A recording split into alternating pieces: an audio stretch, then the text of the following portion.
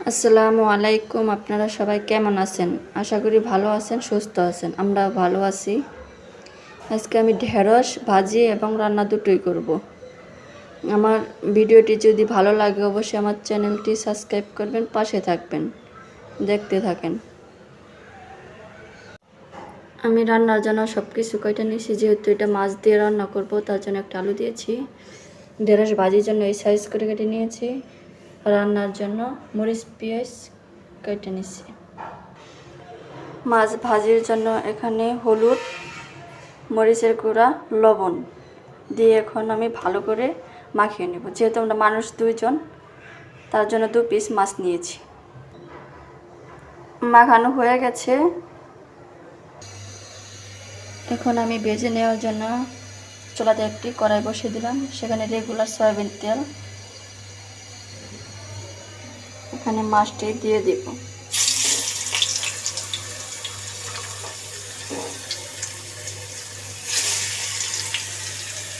মাছটি ভেজে নিই। মাছগুলো উল্টে পাল্টে নিব।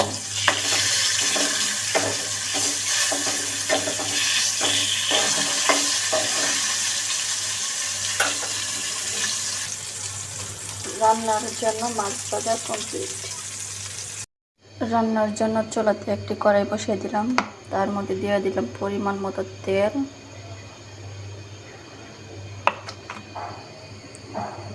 তেল গরম হয়ে আসার পর দিয়ে দিব মরিচ পেঁয়াজ,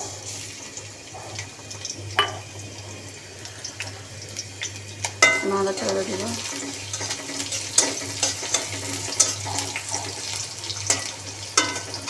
হালকা করে ভেজে নেব। হালকা ভাজার পরে এখন দিয়ে দিব 1 চামচ রসুন বাটা। নাড়াচাড়া নেব।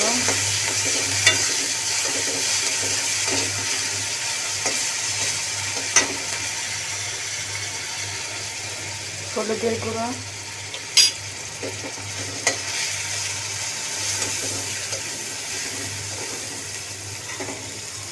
পরিমাণ মতো পানি,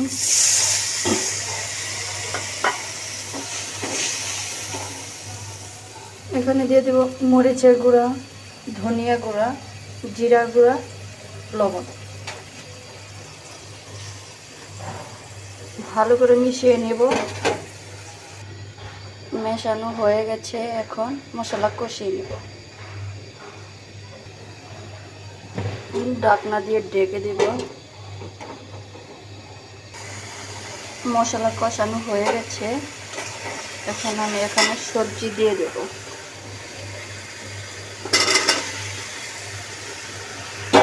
সবজি দিয়ে ভালোভাবে নেড়ে চেড়ে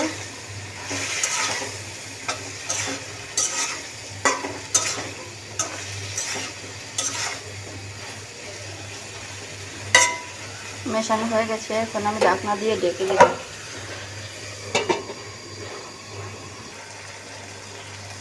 মাঝখানে বা ঢাকনা খুললে নেড়ে চেড়ে দিতে হবে, না হলে নিচে লাগিয়ে দিতে পারে। সবজি কষানো হয়ে গেছে। এখন পরিমাণ মতো পানি দিয়ে দেব।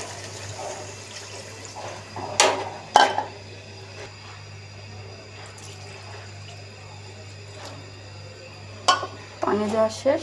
এখন ঢেকে দেব ফুটে আসা পর্যন্ত। যেহেতু পাশে আমার আরেকটি চুলা খালি আছে, সেখানে ঢেঁড়স ভাজি করে ফেলবো। প্রথমে দিয়েছি একটি কড়াই, মাছ ভাজার কড়াইটা দিয়েছি। এখানে মরিচ পেঁয়াজ কুচি দেব। ভালো করে নেড়ে চেড়ে নেব।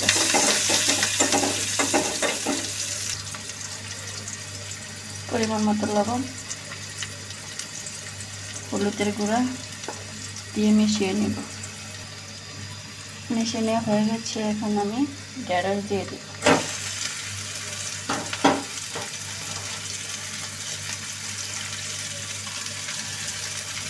এখন ভালো করে মিশিয়ে নেব।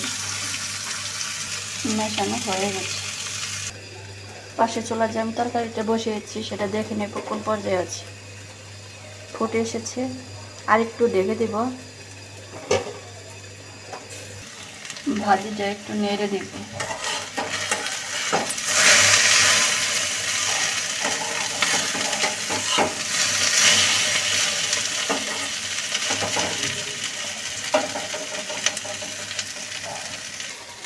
যেহেতু আমার তরকারি ঝোলটা ফুটে আসছে, এখন আমি মাছ দিয়ে দিব।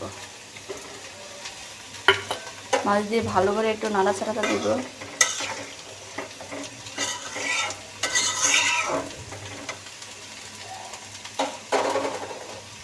ঢেঁড়স ভাজিটা আর একটু নাড়াচাড়া দিয়ে দিই।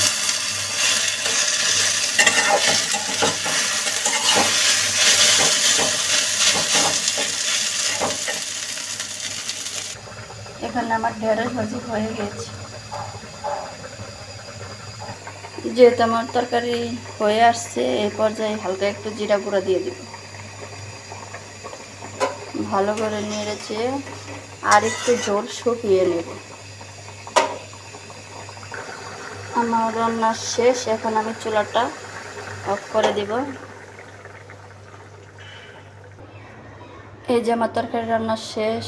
এখানে তরকারি, এখানে ঢেঁড়স ভাজি।